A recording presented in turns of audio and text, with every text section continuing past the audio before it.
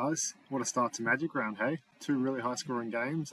They were fairly close as well, both 10-point games in the end. Very interesting from a fantasy perspective.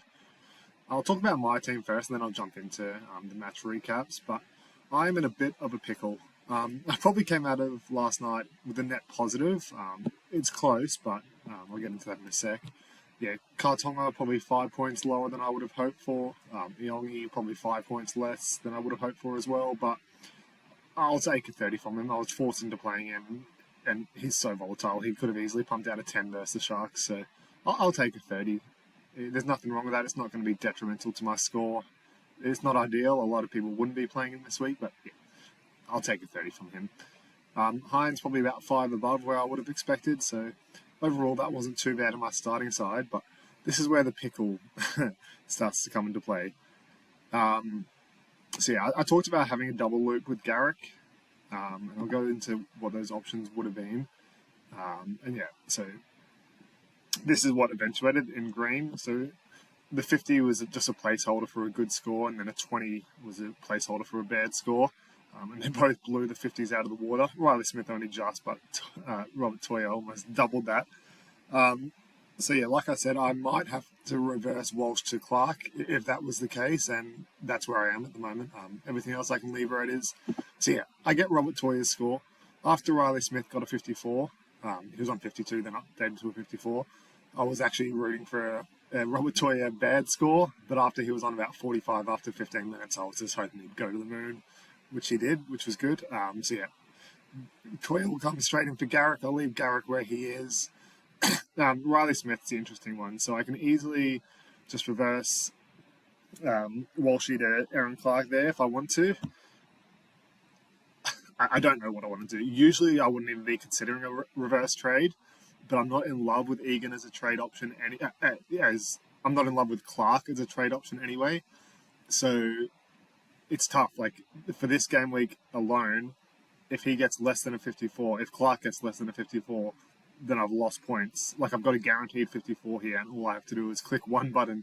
But yeah, like you'd reasonably expect Clark to get a 40, 45 at minimum. So it shouldn't be too detrimental, but what if he gets injured after a minute? I've just wasted a trade and blown a 54 there.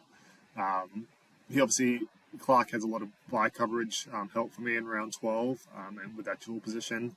But yeah, he's so volatile, he could easily average 43 from now on. He could easily average 55. So given I'm not in love with the pick, I do have a decision to make. I'm leaning towards just leaving as is. I can hopefully expect him to get close to a 54. And yeah, but I've got a decision to make before the Warriors game today. And I don't really know what I'll do, but I think I'm leaning towards just keeping it as is. Yeah, a little bit of a pickle, but you're really happy to get Toya's score. Yeah, heaps of people traded him out, and I was advocating to keep him. And yeah, I'm lucky enough to get his score. A lot of people are going to be forcing some trades and stuff to bring him in, and I'll get into that in a sec. But yeah, we'll start off with the Sharkies-Eels game. It was a really good game. Eels looked really good in the first half. They just couldn't finish. They finally got one over, and then Sharks just went on a rampage, but then Eels came back, and then Sharks scored one late. So really interesting up and down game. Sharks probably deserved to win, but it was close. McInnes was the top scorer for the game. He had 7 tackle breaks at halftime in like 30 minutes, which is crazy. That might be his career high. I'm not sure. I don't ever remember seeing him have a game with 8 tackle breaks, but yeah, really good from him. He got a try late as well. It wasn't a massive score. I think it was a try, line break, and 1 tackle break, and 10 meters gain. So yeah, not a massive boost to his score. He was going really well anyway. He was on the brink of being a trade in this week.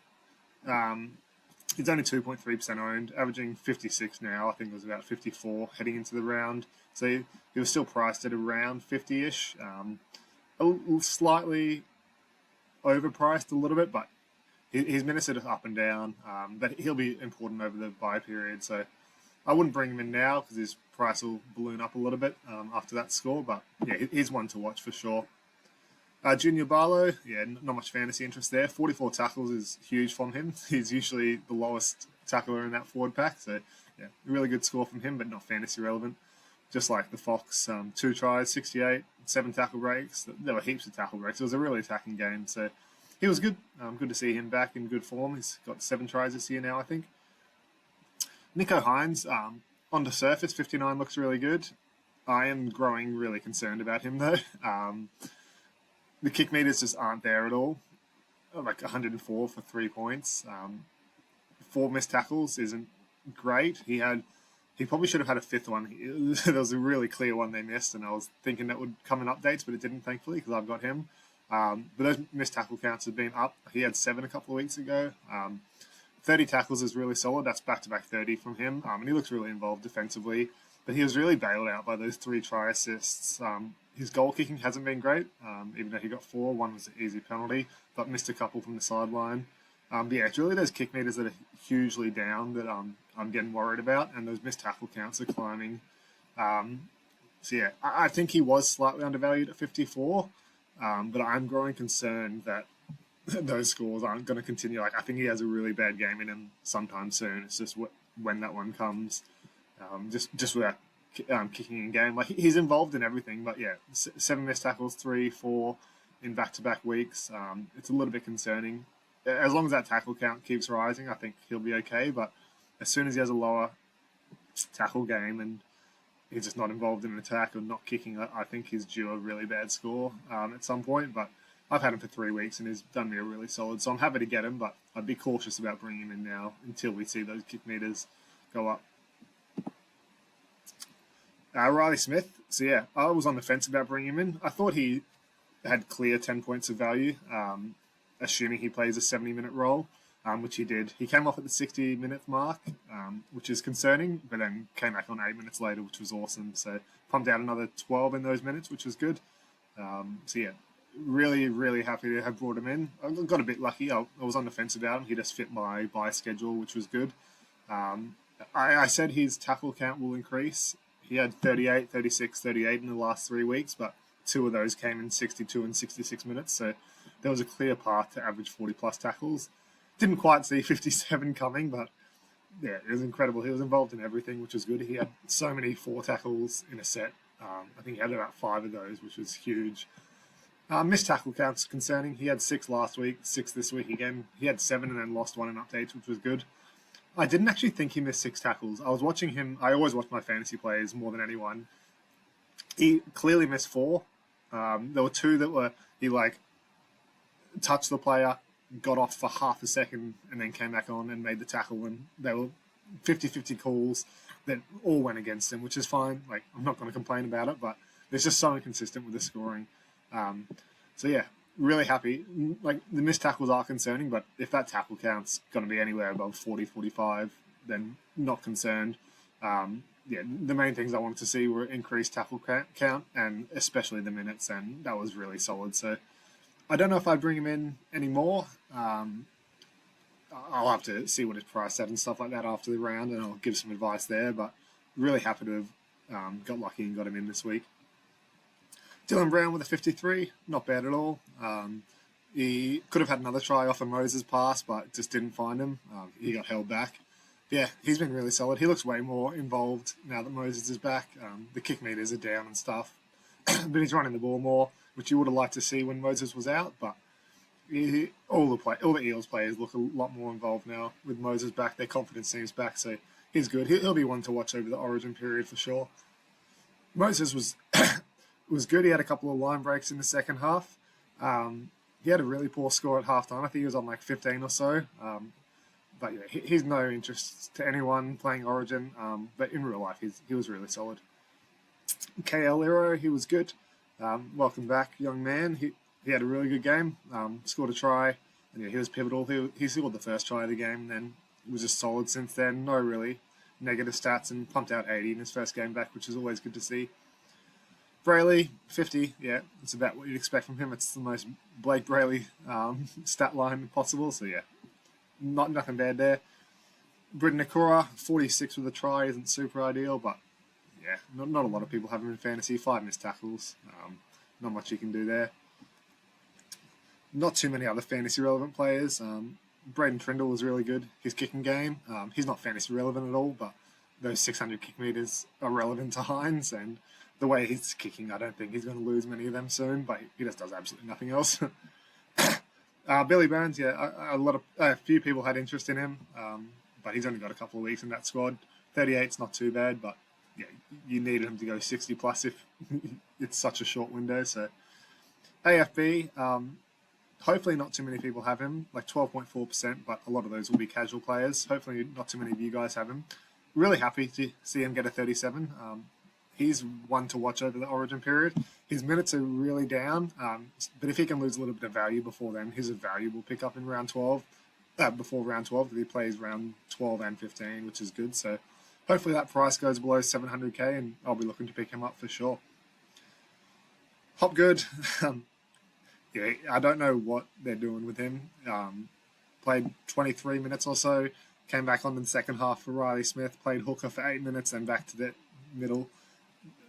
I don't know. I don't know if he'll play Origin. I can't imagine it with this form, but I don't know what they're thinking, playing their best forward, or arguably their best forward, for 36 minutes a game, with 8 minutes of those at hooker. It's just ridiculous. Kartonga, 35. Not too bad. Didn't get many negative. He got a few negatives, but nothing like last week. He's just not super involved. He had a lot of runs and like half breaks, but yeah, he just can't break any tackles. He looks to like he wants to offload, but there's just no support around him when he gets those opportunities. So I think the decent scores will come. He's probably one I'd leave on my emergencies in the coming weeks. It is a little bit concerning, his lack of involvement, especially defensively on that left edge. Obviously, everything went the other side defensively last night, but yeah, like he just doesn't jump in on like the third man in tackles you like to see, like all the flops and stuff. And yeah, he gets a few too many negatives. Like it wasn't crazy last night, but for someone who's not involved, those negatives can really start to accumulate quickly. So I'd probably be leaving on your emergency. He's not a trade anytime soon. He plays round 12, so yeah, he's fine to keep, but just a little bit concerned with him going forward. Iongi, he was really involved. He had 2 line breaks, but one got taken off at halftime, which was totally fair. I don't know. He ran like 5 meters and got a line break, but it stayed for 20 minutes, so I was optimistic. But yeah, he was good. He had a really good run. He only got 1 tackle break for his run. I swear he broke like 3 or 4. But yeah, he made like 50 meters and got ankle tapped, which was annoying because he would have got another 15 or so. But I think that try would have been disallowed because it looked like it was a 2-man strip. So I'll take that. Yeah, a few missed tackles, just trying to get some try saves, but it's just standard fullback stuff. 200 meters gained is really good. He looks involved. Obviously, don't play him if you don't have to. I was forced into it this week, but yeah, a 30's not too bad. He's been a little bit disappointing, but he'll be better. I'm sure of it. And that's about it for that game. No one else of really fantasy interest. This Roosters-Dolphins game, super high scoring and heaps of fantasy interest. Unfortunately, Sandon Smith in the first 5 minutes got concussed and Cat 1, so he will be out next week, but the Roosters have a bye anyway. Really unfortunate if you played him or if you just kept him in general after that 75, but you can't predict that, and he had a good score last week, so it is what it is, unfortunately, but just hopefully you didn't play him for a -2. Robert Toia, 98, incredible. He scored a try early. He had like another offload and then a few tackle breaks and stuff, and he was on 45 after 15 minutes, and you knew you were in trouble if you were one of these guys who traded him. He was the highest traded out player this week, -7.5%. Yeah, like I said, I advocated to keep him. His bye schedule, he plays round 12, 15, 18. Even with scoring 35s, he was never going to lose money, like not anytime soon. It just didn't make sense. 35 is probably his floor average. So I didn't see any merit to trading him this week. I said a lot of the Roosters guys you should probably keep just because of their bye schedule, even though like Nafahu White, Siwa Wong, Connor Watson are coming off bad scores. Connor Watson a little bit different because he'll play Origin. Yeah, Robert Toia made no sense to me. I couldn't believe he was the highest traded out player. A few people might want to bring him in now. Just remember, you traded him out because you thought he's going to average 35 or worse, considering his amazing bye schedule. So, yeah, even with that 98, he'll have a zero break even. He's going to make 65k now, but he's only got another 60k or so to make after that before he starts to go down in price. And even if you move this to 40s, which is above where you would have projected him if you traded him out, he's only got 80k to make. So, yeah, you clearly don't need his buy schedule if you traded him out. Otherwise, what were you doing? So, yeah, no need to bring him back in. A lot of people will be searching for ways to get his score if he was on their emergencies. The only one I'd probably trade, like the only center, is Purdue. He's got a little bit more money to make. Let's say he averages 40s. But yeah, you just got to toss up whether that extra 50k or so is going to be worth more than Robert Toya's 98. I wouldn't be blowing up your team to get him in. Jazz Tavunga's probably the one option I would bring in from Manly. I'd like to see his role next week. And yeah, because obviously he's had increased minutes with Jakey Turbo getting injured and concussed last week and stuff like that. But if you need to take a flyer just to get Robert Toyas in, I'd probably lean towards bringing in Jazz Tavunga or trading out Jackson Purdue or something along those lines. But yeah, if you don't need his 98, then don't destroy your team, and don't destroy your team either way. You're just going to have to bite your losses, unfortunately. Yeah, if you need to trade a Purdue, that's totally fine. James Tedesco, he was the man of the match. He was really good. He got 60 meters extra in updates, which is crazy. He doesn't have a ton of fantasy interest. Hopefully, he might even play Origin now, which is good. So good on him. He's getting older. I'd love to see one more rodeo for him. He really deserves it. He's had a solid year. Isaiah Katoa, 67, 2 try assists. Yeah, he was really decent in the losing side. It was a really attacking game, but that tackle count was really solid at 28.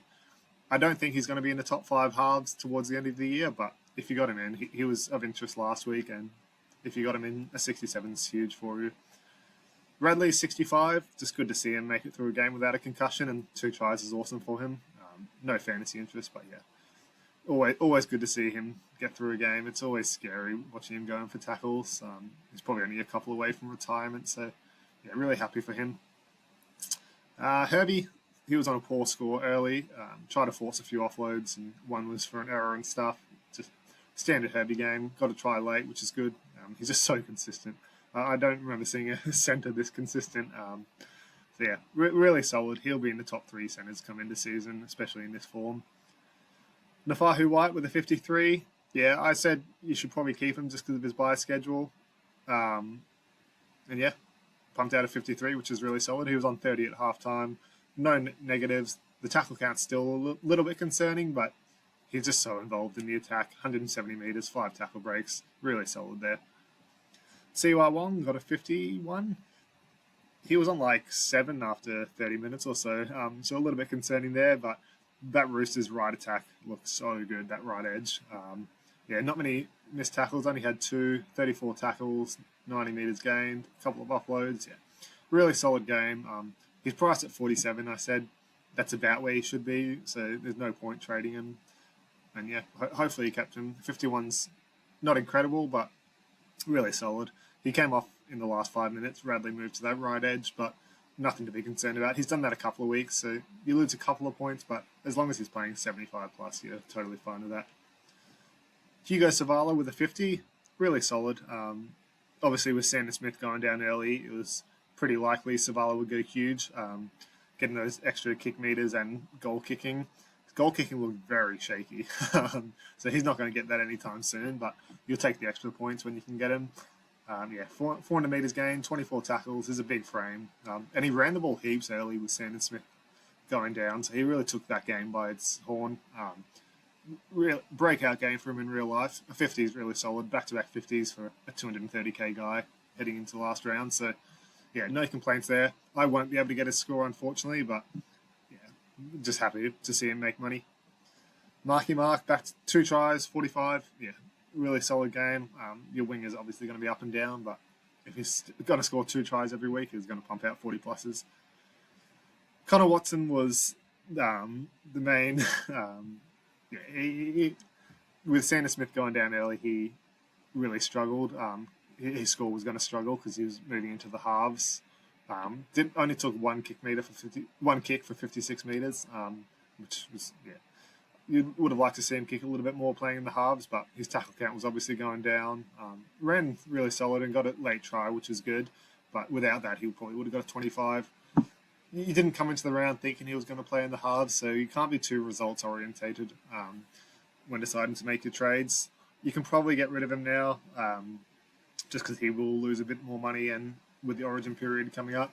But again, you run the risk that somehow he doesn't make the Origin team and then you have to trade him back in. So, yeah, totally up to you what you think the Origin teams will be. If you think is a lock, just trade him.